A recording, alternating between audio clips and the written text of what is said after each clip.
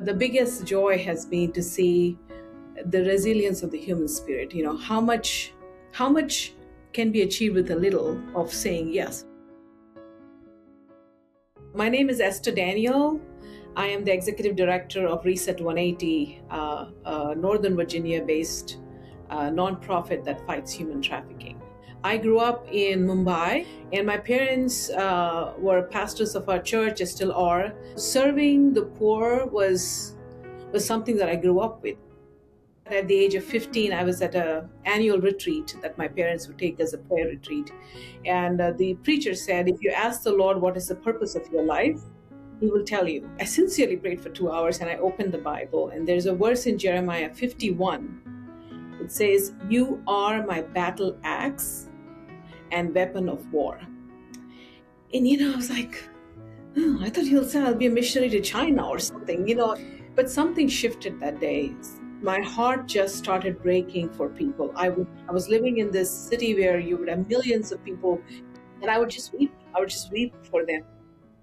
Fast forward, did engineering, went to the private sector, was doing really well. I knew at some point God would pause my life, and I was open to that.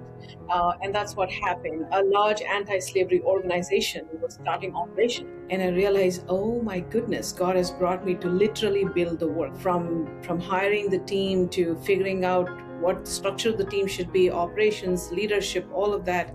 And then fast forward 6 months, I go on my first rescue operation. And I go into this brick kiln, and there are 4 generations of people who have lived in slavery. 20 years, and there's no way for them to leave. If you look at them, there are no chains, there are no barbed wires, there's no gates keeping them in, but the owner knows the village they come from, but it's against the law.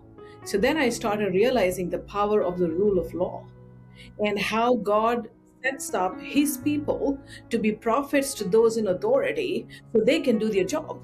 And so that's what we became. My team and I eventually started studying the law. I went on to study law in India.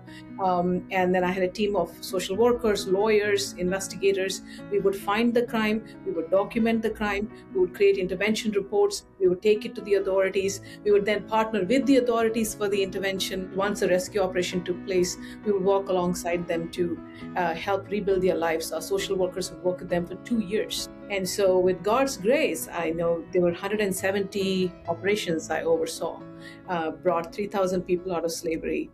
About 8-9 years ago, God brought me to the US. And here we have seen, over the course of this organization, we have seen about 1,100 victims and survivors who we have served. Our mission is threefold. We have prevent, disrupt, and restore.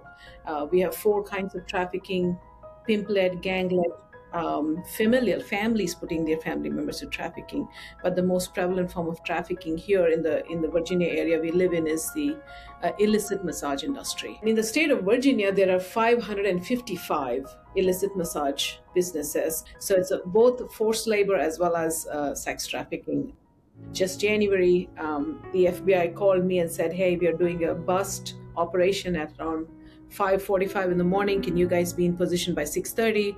It was a motel. You could not say much from outside, but several women were being drugged and trafficked in that motel. And that morning, 7 women were brought out. And one woman looked me square in the eye and she said, "Don't leave me. Don't leave me." And it was very heartbreaking. And there's another woman who said, "I've been praying for days that someone will come and get me out of this mess." And that lady, I'm so happy to say, 6 months from January, now we're in July, sent us a card yesterday. And she said, "Thank you for walking with me in my recovery journey." No one chooses to be a victim of trafficking. No one chooses to do this. You're either deceived or you're coerced. That's the definition of human trafficking. All it takes is for someone to know that we will walk alongside them. We are not going to leave them. So we provide life skills, financial skills, trauma-informed therapies are non-negotiable, and then helping them integrate into community. Let's leave a great legacy for those who are coming afterwards. Let's remove this whole problem of human trafficking. Yes, it's an evil, but it's also a crime.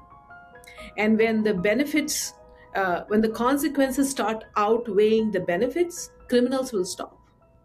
And it will never be about me. It is about the Lord and His kindness, His mercy. But it's about that person who is strong enough to have endured what they've endured, and then strong enough to rebuild their life. And if all I have to do is walk alongside them, then I think that's what I will do. My name is Rosy Orozco, a former congresswoman from Mexico who fought against the cartels and human trafficking. This year, we are launching the Heroes Wanted campaign, shining a light on extraordinary people fighting in the front lines. So go to kaleido.charity/heroeswanted, watch their stories to help amplify their impact, and vote for the hero who inspires you the most.